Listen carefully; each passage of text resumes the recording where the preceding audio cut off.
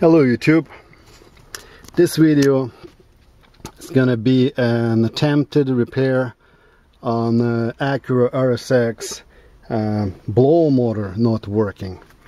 So the symptoms that got when you turn the engine, actually the ignition, and I try to turn the fan on, nothing's happening.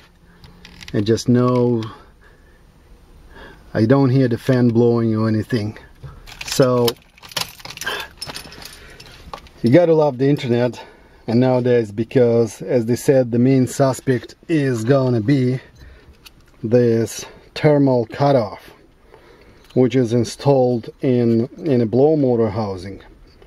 So I got the parts. I just picked them up on the junkyard. So I got this thermal cutoff, and same time I got the blow motor, just in case if that's the blow motor is gone. So to access the blow motor, what we need to do is remove this bottle panel, and to do that there's 3 clips over here, 1, 2 and 3. So we need to remove those and pull the thing off. And now to remove this clips, the way it operates has this little kind of a push button. So when you insert it, you pull it back, you insert it and you clip it in. That will hold us. Now to remove it, you have to push this centerpiece further. Just use a small screwdriver, kind of like that, and just push it until it clicks again. Okay, and that releases it. Now you can pull it out. Okay, so that's one. This one's out. Push this one. Okay, now we're just gonna pull this whole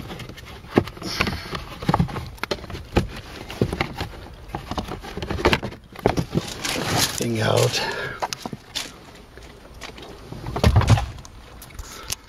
Okay, so we got this thing out, and right here you're gonna see in the back, that's where the thermal cutoff is.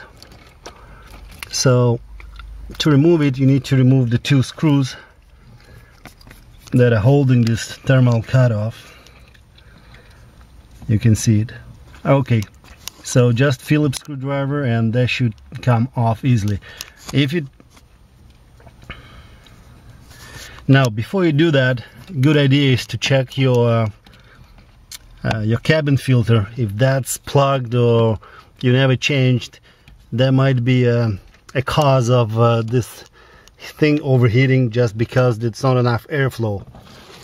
Now to check the cabin air filter, you need to open this. There's this stops on the end, and what you do, you just pry them open. You can see, you just, okay, I need to, so you just squeeze these 2 tabs. You see the 2 tabs on the side? Just squeeze the 2 tabs, push it up a little bit, and then just remove. So this thing, you just pull it out. So when you're gonna pull this thing, well, let's do it.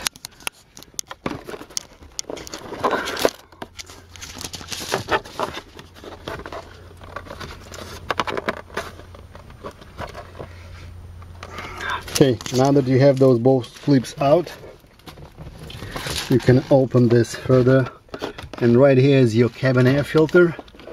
Just pull this clip up, the cover comes out, and you can pull this filter out. Okay, now in this particular case, it's a new filter, so I'm going to put it back. Put the cover back. Now make sure that you put the arrows in the direction of airflow. put it back. Now to put this piece in, just need to slide it up, insert,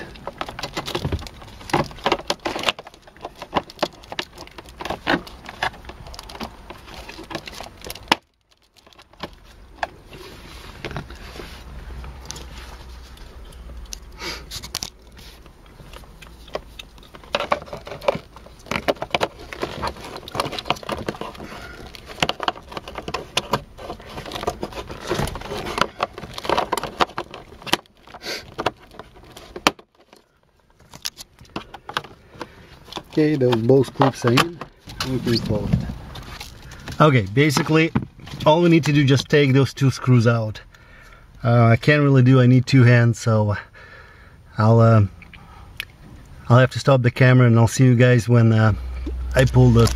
Okay, so I removed the original one, pulled out, and I just plugged in the ones the new one I got. Now let's see.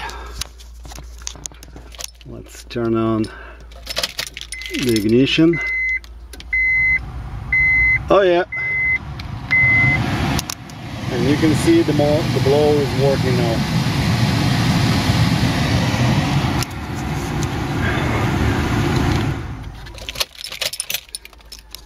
So I guess that was the problem. Now there's some information on a website, on one of the forums, how to fix this thing. I think the cost of the repair is about $2, and you just need to be able to use a soldering iron. And because if you want to buy this online, that's about $40, but you can just buy the thermal cutoff. I'm not sure it's a resistor or transistor, what's inside. The cost is about $1. So just pull this apart, replace that, and you're good to go. So I think I'm going to do that. Maybe I'll have a video on that, just to have a spare part. Okay, so the problem is confirmed. So that's the problem. Now all I have to do is just put the screws back, put the cover, and that's gonna be it. The fix is done. Thanks for watching, guys.